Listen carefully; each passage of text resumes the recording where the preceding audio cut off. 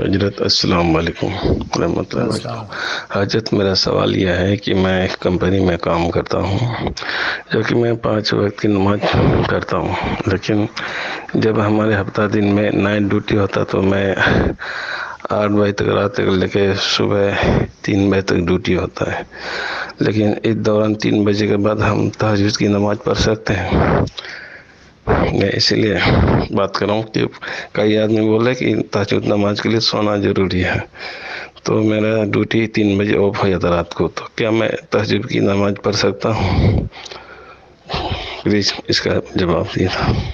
بھائی صاحب کا ایک سوال ہے، یہ کہتے ہیں کہ کسی کمپنی میں کام کرتے ہیں اور بھائی صاحب تہجد بھی پڑھتے ہیں، تو کبھی کبھی ڈیوٹی ان کی 3 بجے تک ہو جاتی ہے رات میں، یعنی رات میں سونے کا موقع نہیں ملتا ہے، تو کہہ رہے ہیں کہ پھر ایسے دنوں میں جہاں ہم رات میں نہیں سو رہے ہیں، ڈائریکٹ 3 بجے تک جاگ رہے ہیں، تو ہم تہجد پڑھ سکتے کہ نہیں؟ اشکال یہ ہے بھائی صاحب کو کہ کہیں انہوں نے سن رکھا ہے کہ تہجد پڑھنے کے لیے پہلے سونا ضروری ہے، تو یہ غلط بات ہے۔ پتہ نہیں کس نے یہ سب گپ اڑا دیا ہے کہ تہجد پڑھنے کے لیے سونا ضروری ہے، بالکل ضروری نہیں ہے۔ یعنی اگر آدمی سو گیا اس کے بعد بھی تہجد پڑھ سکتا ہے، نہیں سویا تو بھی رات میں تہجد پڑھ سکتا ہے۔ یہ سونے والی جو قید ہے یہ کسی بھی حدیث سے ثابت نہیں ہے، نہ اللہ کے نبی صلی اللہ علیہ وسلم کے قول سے ثابت ہے، نہ آثار صحابہ کرام کے فتاوی سے ثابت ہے، نہ معلوم کہاں سے یہ لوگوں نے اخذ کر لیا۔ دیکھیے رمضان میں جو ہم تراویح پڑھتے ہیں نا وہ بھی تہجد ہی ہے، اس سے پہلے کہ ہم سوتے نہیں سوتے، جسٹ عشاء کے بعد ہم پڑھ لیتے ہیں، وہ بھی تہجد ہے۔